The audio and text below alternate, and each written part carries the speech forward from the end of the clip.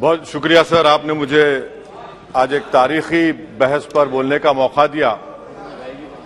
मोहतरम जनाब, इस ऐवान के 75 साल के पार्लिमानी सफर की तकमील पर हम बहस कर रहे हैं। मैं सबसे पहले अपनी जानिब से खराज अकीदत पेश करना चाहूंगा मौलाना हिफ्जुर रहमान साहब को, जो पहली और दूसरी पार्लियामेंट के मेंबर थे, मेरे कायद सालार मिल्लत सलाहुद्दीन ओवैसी को, सुलेमान सेठ साहब को और मौलाना बनात वाला साहब को। जनाब मोहतरम, इस ऐवान की नाकामियों का भी जिक्र हमको करना जरूरी है। 75 साल का तारीखी सफर इस ऐवान ने मुकम्मल किया। ये ऐवान एक इमारत नहीं है मेरी नजर में, ये ऐवान इस वतन अजीज का एक दिल है, जो बाहर जो गरीब और मजलूम अवाम की तकलीफ को महसूस करे, इसीलिए मैं इसको दिल कहता हूं। मैं आपके सामने 15 मिसालें पेश करूंगा जहां पर इस ऐवान ने अपनी नाकामी का सबूत पेश किया।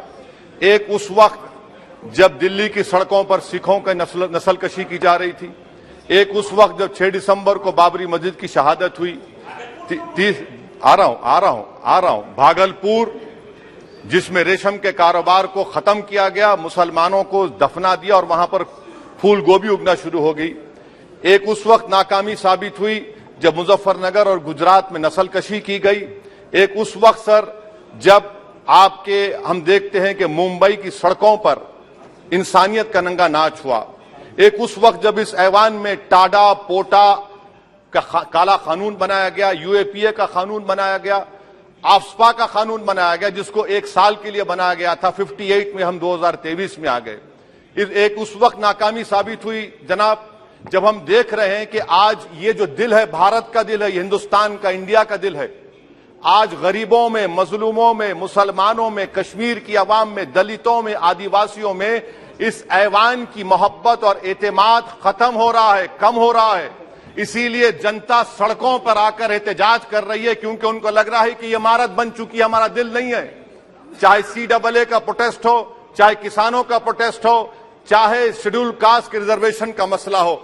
इसीलिए मैं आपके जरिए हम तमाम को मुतनब्बे करना चाह रहा हूं कि अगर हम रोडों पर इंसाफ करना जनता को अलाउ करेंगे, इस ऐवान को दिल नहीं रखेंगे, तो याद रखिए ये हमारी पार्लियामानी जमहूरियत के लिए बड़ा नुकसानदेह साबित होगा। और नुकसानदेह इसलिए भी होगा कि क्या हमको अपने ख्वाब गफलत से, अपनी जिम्मेदारियों से निभाने के लिए क्या भगत सिंह को आके बैठना पड़ेगा ऊपर कि देखो तुमने 75 साल में कैसा कानून बनाया और किसको कहां तक पहुंचा दिया। स्पीकर जनाब, इसीलिए मैं कह रहा हूं कि हम तमाम को अपनी जिम्मेदारियों को निभाना पड़ेगा। ये इमारतें ईंट से बनी हुई जरूर हैं, मगर ये इस इमारत में दिल है।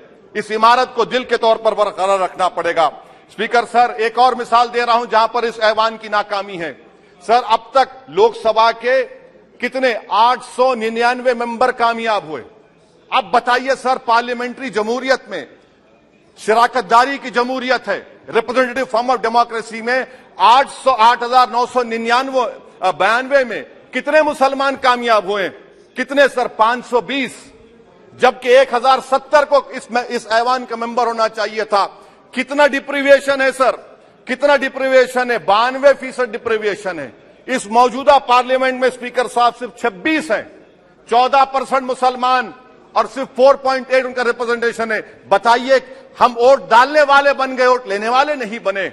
या तो हकीकत यह है कि आप वोट डालना नहीं चाहते उनको, आप सबको वोट डालेंगे, मगर जहां पर मुसलमान आएगा वो कामयाब नहीं होगा। बताइए, जब दिल में एक 14% आबादी की नुमाइंदगी नहीं होगी तो आप क्या फैसले करेंगे? क्या इस ऐवान को हम कहेंगे कि ये रिप्रेजेंटेटिव फॉर्म ऑफ डेमोक्रेसी है? स्पीकर साहब, मैं आपको एक और मिसाल देना चाह रहा हूं। बाबा साहिब अम्बेडकर ने सही कहा था, अंग्रेज उस जमाने में पार्लियामेंट बुलाते थे टैक्स बढ़ाने के लिए। हम उसी रास्ते पर जा रहे हैं, हम तो बाबा साहब अम्बेडकर को हमने सच साबित कर दिया। स्पीकर सर, आखिरी में मैं आपको बताना चाहूंगा कि आज आप देखिए कि चाणक्य ने क्या कहा था। चाणक्य ने सही कहा था कि जब राज चलाने वाले व्यापारी हो जाएंगे तो उस राज के लोग भिखारी हो जाएंगे।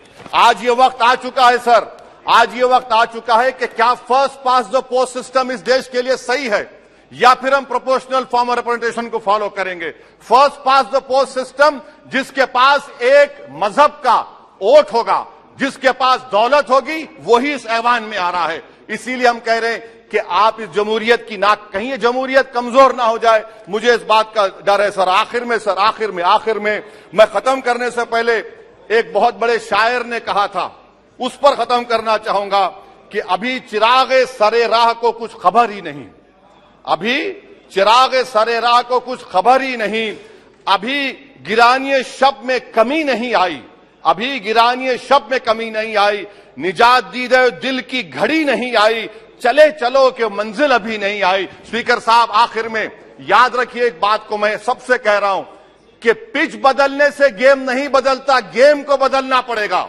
आप पिच बदल रहे हैं, वरना याद रखिए जब तक हम अपने जमहूरी उसूलों पर, रूल ऑफ लॉ पर, संविधान पर अटूट अमल नहीं करेंगे, वरना याद रखिए कहीं नई इमारत भी हिटलर की राइक्सटैग की इमारत ना साबित हो जाए। बहुत बहुत शुक्रिया सर।